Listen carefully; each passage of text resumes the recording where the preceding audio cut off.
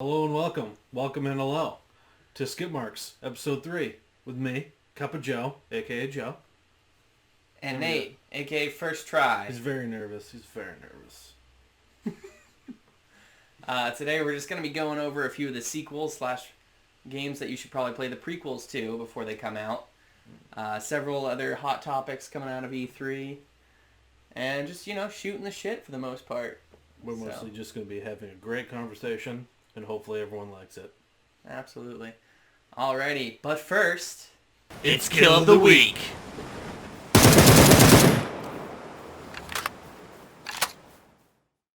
And we're back! We're back. First thing up for discussion, something you and I talked about off camera. Mm. I think we need to bring a little light to it here. It's the new Modern Warfare Yes. from Call of Duty. Modern Warfare. Modern Warfare. Emphasis Call of on the Duty, modern. Yeah. For Modern Warfare. This is Yeah. Call of Duty, just Modern Warfare. Yeah. And what we were talking about is how the game is so hyper-realistic, and how everything you do in the game, it looks so like real life. Like what we talked about before. It looks like traumatizing stuff. It doesn't look like something you'd want to do. The example they gave coming out of E3 was you're in this building and you're clearing out the terrorists. Mm-hmm. I'll put terrorists in quotations because there are innocent civilians in the same building. Yeah. And you don't know who's an innocent and who's a terrorist.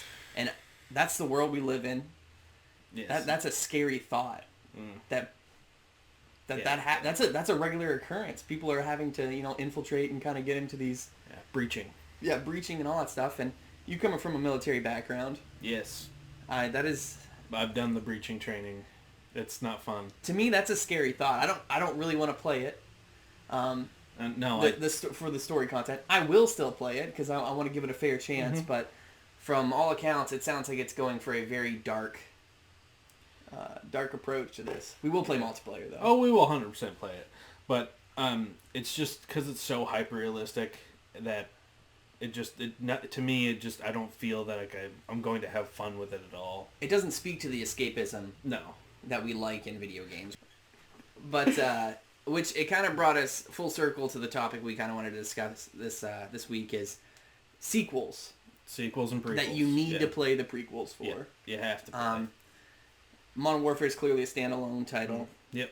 I don't think you need to play anything before it. But a game that you and I both kind of had really interesting impressions from E3, Dying Light 2.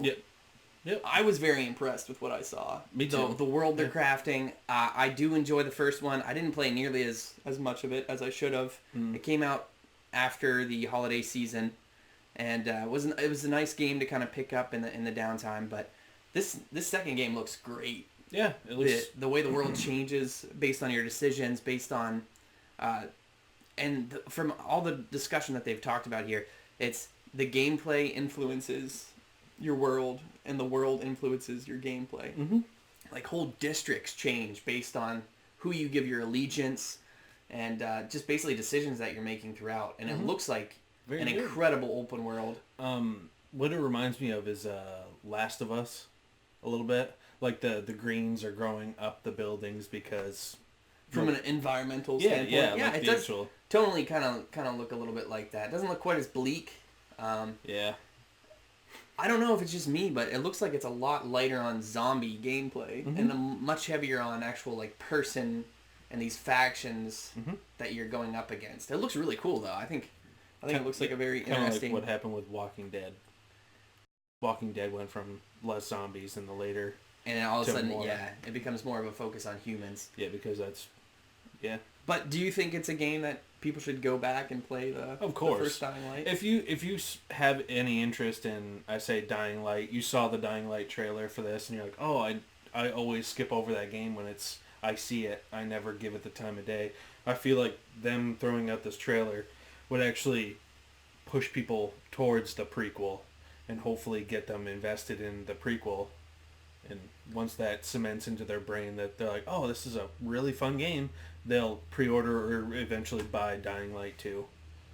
Yeah, definitely. It looks like this is what they were initially going for as far as scope and everything. The first game is much more laser focused on that single player. It did something really cool with the zombies at night. became just incredibly strong. Mm. But it definitely is a game I think still holds up pretty well right now. You can pick it up for like $15 too. So.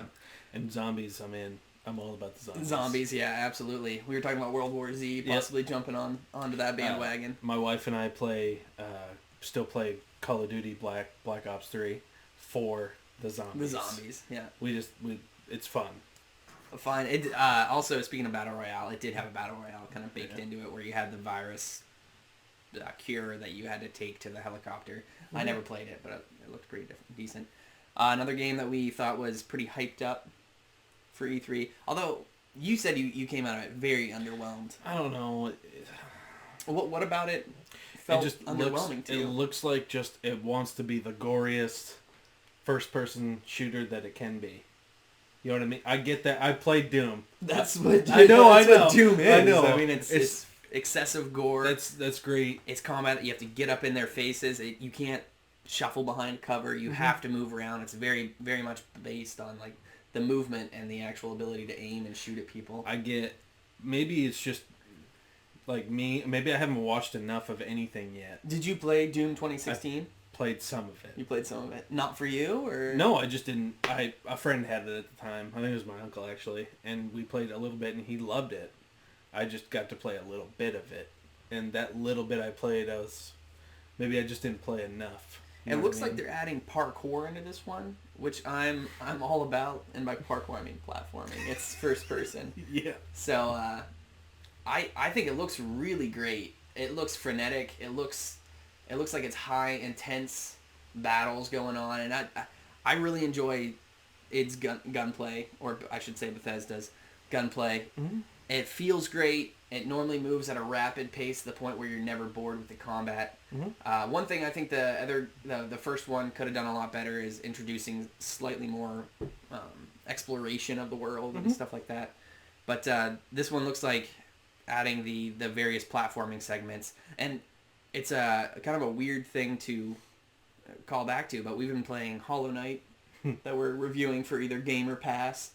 But that dash feature, I saw the same thing in one of the Doom trailers there, and I was like, wow, it's odd to see in a first person, but it looks like it fits so organically. And all accounts coming out of E3, it feels very, very natural. And you know, it's funny you said that about the what was it, the Bethesda gunplay? Yep. We've been playing Fallout 76, the Battle Royale. After playing that and getting kind of used to that gameplay, that gunplay. Well, it's complete, yeah. The Fallout 76 is much more about the open world. I know you're pointing out that the gunplay is not the best. It's not the best. in Fallout 76, and that is accurate. I mean, it doesn't handle nearly as well, but what I'm going for is more like the Rage 2s, the Dooms, the Wolfenstein. I just recently picked up Wolfenstein 2 again. Those games feel so good when it comes to that first-person shooter. I am starting to get into Wolfenstein. You like Wolfenstein? Did you start playing the New Colossus? That's the second one. Yeah, the one that's on Game Pass. On Game Pass, yeah. They're both on. I think they're both on Game Pass now. I grabbed the New Colossus one. I just grabbed one at a time because I'm like, okay, I'm gonna play this. How far have you gotten in it? Not very far, but it still feels so good. The opening scene. The opening scene. Yeah, when you're in the wheelchair in the submarine, is so fun. It's a great way to start a game. It was a great continuation of the ending of the story. Yeah, getting back into it, I started it from beginning again, and I put it on a more punishing difficulty. And boy, it'll kick you in the teeth. That game is tough. You can't take fire for very long. Once again, it's very much about movement and kind of always controlling your inventory as far as like ammo and stuff is concerned. That was my big problem when I started playing Xbox. Is I did the whole thing like everyone does: run, stop, gun, run, instead of all in one motion. Yeah, we play a lot of like cover shooters too, and I think that kind of feeds into the idea. Like the Division 2. Yeah, perfect example of it. Which I saw you were playing the other night. Last night. Yeah. Oh, I invited you several times. I got none. You were just like, nope, don't want to play with that kid. But that's exactly what I was saying in my head. I was actually thinking, why hasn't he sent me any invites? I got none of them. Yeah. No worries. I played for a little bit there. World Tier 1 now, so pretty pretty excited to keep playing on that. But yeah, Doom I think is definitely a game, Doom Eternal, that I will be picking up. I will be picking it up just to play. Garbage out of. Speaking of games that we're going to be playing the garbage out of, the co-op shooter right up our alleys, a looter shooter, sticking to its guns, Borderlands 3. What are your thoughts on Borderlands 3? Do you have any thoughts? I don't think you played any of the previous ones, correct? I played a little bit of one. That was about it. Didn't grab you? No. No. But, of course, that was then. That was 2016? It's a while back. Yeah, it was a while back. I think it was further than that. Borderlands 1 was further than that. No, it was further than that. It was like 2010, if I'm not mistaken. But maybe even 2009. That's when I my first Xbox, well, okay, I shouldn't even say that. My first Xbox One was like 3 years ago. Before that, I had PS3. You're a PlayStation pony? Sony pony? Yeah, well, that's because when I was stationed, all my friends in Texas they all had PlayStations, no Xboxes. Like, literally, all PlayStation. So the only way I could play was to get one. Which is kind of where it's back to now. I feel like almost everybody has a PlayStation. And Xbox is the odd man out at the moment. Which I'm okay with. But yeah, it's fine. As long as I have my select few friends. But Borderlands 3... I guess I'm not one of them. It's a continue. I don't respond to anything. You don't respond to my hits. Yeah. No worries. Borderlands 3 looks like a great game. I hope you pick it up because I think it's right up our alley. You, Sam, if Kyle has an Xbox... he will have that an point. Xbox. Well, no, I'm saying other Kyle. I'm saying he will have an Xbox. Oh, okay. Cool. So if Kyle has an Xbox, that would be really fun. It's a very humorous gameplay. The shooting's not quite as, I would say, tight as something like a Doom or anything like that, but the loot progression is awesome. They throw just crazy guns at you. Just great characters, really fun, enjoyable set pieces that they put into it, and it's very much a fun game to play with people. At the end of this video, I think I'm just going to give you games that I'm probably going to buy right away. Okay, Because that's where I'm at right now. It's like, I better get it right away and jump in right away. I do think it's pretty interesting with Borderlands 3 that a lot of people were projecting kind of that Destiny build of saying like, oh, it's going to be this always online 3-party kind of co-op thing. And it's like, nope, we're sticking with Borderlands format where it is drop in, drop out co-op. And it's very much still about your individual person progressing, building up his armory, building up his weapons. And I think that's the way to go, honestly, because so many people are going with that game as a service style, long-winded kind of playthrough. So Borderlands 3, yeah, definitely a fun game. Looking forward to it. You don't really have to play the prequels. They are once again on Game Pass, which I downloaded. Which the main takeaway from this episode should be get Game Pass. It's worth it now. Game Pass is awesome. It's a fantastic service, and it's $1 right now to sign up for Game Pass Ultimate. So jump on that bandwagon. It's a wonderful, wonderful service. Throw money at it because they definitely will throw more content if people support it. Absolutely. It's just like Netflix. The more subscribers they get, the better content becomes. The other game, I'm trying to think what the next game we said we were going to talk about there. Was it Breakpoint? Breakpoint. Okay. And this is a game... Oh, no, sorry. Gears 5. It's Gears 5. Okay. Oh, same difference, right? They're both third-person shooters. Yeah, and they both feel like you're a bulky dude running around shooting people. Yeah, my sister recently moved to Minnesota, and we jumped back on Gears 4. And we have a lot of great memories from playing Gears. Definitely something I'm looking forward to playing when it first comes out with her, as far as the story and stuff is concerned. But the big takeaway from the E3 here was the new escape mode, where you're running from that toxic gas. It looks really fun. It's time based. You're basically running in front of this green gas cloud and trying to escape before it. It looks so good. It chews you up. I want to play it so bad. The interesting thing is that's a game I felt like coming out of E3 phenomenal. Like I was at an all-time hype level. I thought that cool trailer with her face splitting into multiple things. Yep. Really cool. Looked really interesting. Billie They had Eilish that- in the background. Who doesn't? Who doesn't love Billie So. Eilish? Come on now, yeah. That's true.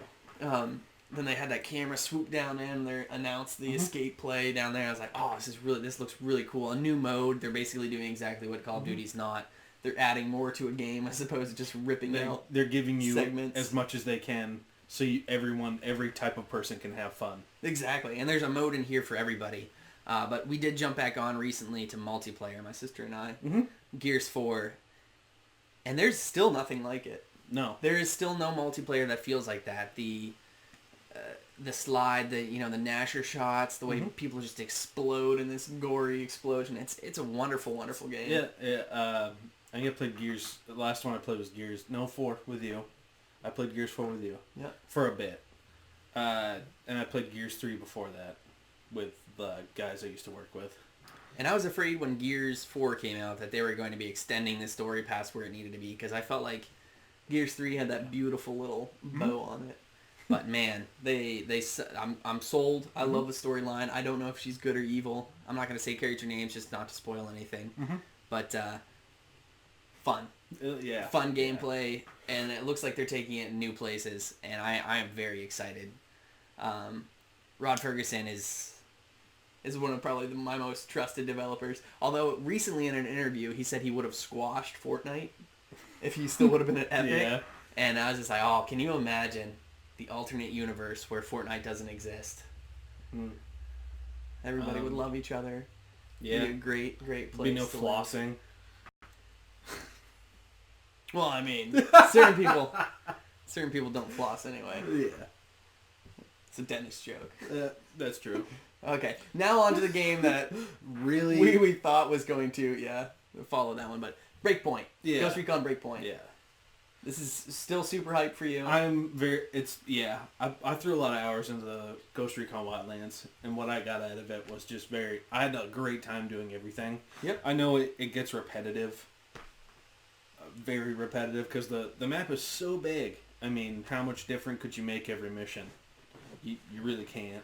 I can't remember who was talking about this, but they were talking about how you go into encounters in that game, and you're playing, and it felt like it just doesn't matter.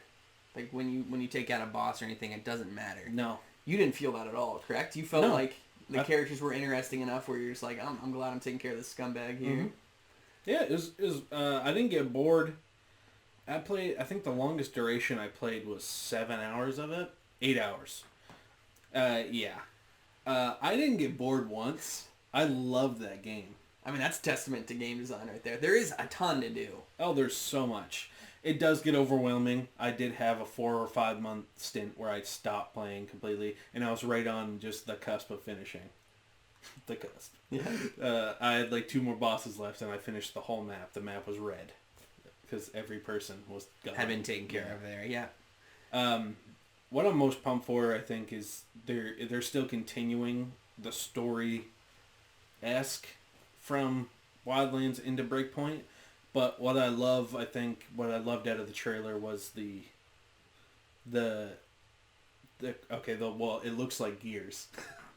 It looks very Gears. It looks much more cinematic. The running is I love chunky. that they're concentrating on the running looks, the camera's tight over the shoulder, but they're concentrating on the villain a lot, which I think if I would have had a better villain in Ghost Recon, I think I would have stuck with it a little bit longer than because I think the most fun I had playing that game was always when we were playing together and we'd have those really fun moments. But I don't think I think the sandbox brought me back, but it wasn't the story or anything that kept me going. Yeah. And it really looks like they're hammering down on story on this one. And like you said, the chunky combat where it's pulled tight over his shoulder like that. It feels real. It does feel real. To an extent. I know I'm kind of contradicting myself with what we said at the beginning about hyper-realism. Yeah, but it's also a bunch of drones flying around, super futuristic looking tanks and stuff like that. You get hurt if you do something stupid, and it literally doesn't just go away. You don't the blood splatter on the screen doesn't go away until you actually heal yourself, patch up the wound and everything. Yeah. Looks great. Do you think people should go play Ghost Recon Wildlands before this one comes out? No, I don't think they have to. Yeah, I don't. There's a mission at the end they added on not that long ago with that guy. And like explaining his story before this one. That's perfectly timed out. But again, pick it up. It's going to be fun. You don't need anything else for that game. You just jump into it. And like if you're very skeptical about that game, you start a new clock. If you're very skeptical about that game and you're like, oh, Wildlands is just so big, and then you're looking up reviews and stuff, I wouldn't do that. That's the worst thing I do to myself is check the reviews. Yeah, exactly. I mean, there's been several games that we've played that we do not agree with. That's why I'm gonna have a list of things I'm gonna buy on day one, and I'm gonna play the crap out of them. I don't care what people say.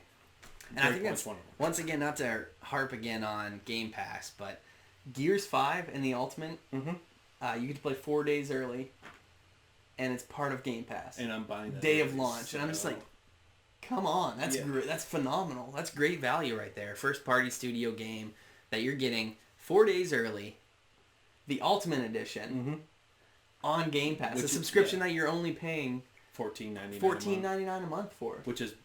And that's bundled in with Xbox Live as well. Exactly. If you have a PC, that's perfect for you. Absolutely. It's an insane value. Games you're going to buy first for day one? Cyberpunk 2077. I'll probably have already pre-ordered the special edition at that point. Same with me. Yeah. I'm going to get the Ultimate Edition for that. Yep. Halo Infinite. Definitely going to be touching down on that one. Love. Well, I'll be next console it's free, generation. So if we get Scarlet, that's interesting though. Is it? Yeah, I guess it would be free technically. So there's one less game you have to buy. You just gotta buy a $10,000 console. Yeah, no big deal. Real quick. Borderlands 3, I'll definitely be picking up day one. Those games are too fun not to. We say we're gonna pick it up, and then it shows up on Game Pass 2 months later. That's how we why do we buy it? The one that we did hold off on was Metro Exodus. We talked about playing it because we played the previous couple ones there that were on Game Pass. Metro was at 2033. If my mind worked. Yeah. The other two Metros. The other two Metros, yeah. Which one was very much felt more horror game, which I did not play a ton of just because I got really... Another game I'm buying on day one, Blair Witch. I'm going to be playing that. That's coming out in the summer. Yeah. Get ready. I'm glad it's coming out in the summer. At least there'll be sunshine and everything. It won't be winter and cold. Yeah. Won't quite be like dark and scary. So. Oh, and we got Breakpoint. Yeah, Breakpoint's a day one. Cyberpunk's always going to be a day one. Gears. It's part of Game Pass. I think that's why I'm going to stay loyal to the Xbox here. I have a PlayStation. I have a Switch. But by far the console that I use the most is my Xbox One X. I actually got back from a vacation, and the Xbox One X... Toast. Kaput. Which is depressing. I thought he was just joking with me. He kept popping up online 15 or 16 times in a row. Yeah, just dead, and The hard drive sat down, right? The disk drive went in it, and then for some reason I can't play any of the games that are physically on there as well, so there's something up with it. But we looked up pricing as far as sending it back and getting it fixed. But my girlfriend and I came to the conclusion that... Hi. Yeah. We... Not you, man. What? Came to the conclusion that we just needed a new one. So we went out and we just scooped up a new Xbox One X. And honestly, it provides such great value to us. We have a 4K TV. And it's the way we watch Netflix and everything. So it's worth it. 100%. It's my ecosystem. I'll stay in it. Mm. There are rumors, though, that PlayStation 5 is coming out, and it's more powerful than the next Xbox. Which I know it's early. They're both AMD built. They're using some sort of custom SSD, we know as well. Listen, you gotta make 6 figures a year to keep up with these fucking things. Oh, absolutely. Yeah, they're expensive. No joke. But if you took advantage of the Ultimate upgrade, you saved $360. So boom, there you go. There's a new console right there. Well, half of a new console. You sold me. All right. Well, thanks again for tuning in to another episode. hopefully this guy's face didn't nauseate you too bad watching him just still framed up here. I'm not talking about you, man. I'm talking about Breakpoint up there. That's not funny, man. But thanks for tuning in. Again, I'm Nate, aka First Try. I'm Joe. Cup of Joe. And that's about it. like, subscribe, and share to your buddies. Hit that bell icon. Yeah, then you'll get bell it notified of our uploads. All right. Thanks for tuning in. Appreciate it. It's going to be a hot, hot finish.